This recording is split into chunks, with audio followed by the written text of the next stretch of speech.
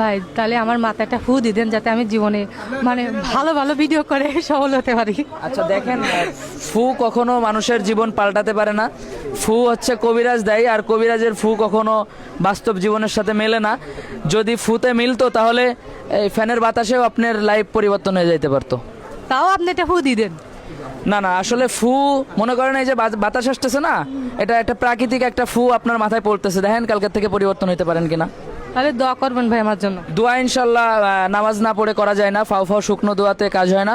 তো ইনশাল্লাহ দোয়া যেন আপনার প্রিয় যারা মানুষ আছে নামাজের সময় যেন আপনার কথা মনে পড়ে তাদের, এবং তারা যেন দোয়া করে। কারণ আর একটা কথা ভাই, আমার ভিডিও কি আপনি কখনো দেখেছেন? প্লিজ একটু বলবেন, সত্যি বলবেন। আপনি মানে কি ভিডিও বানান?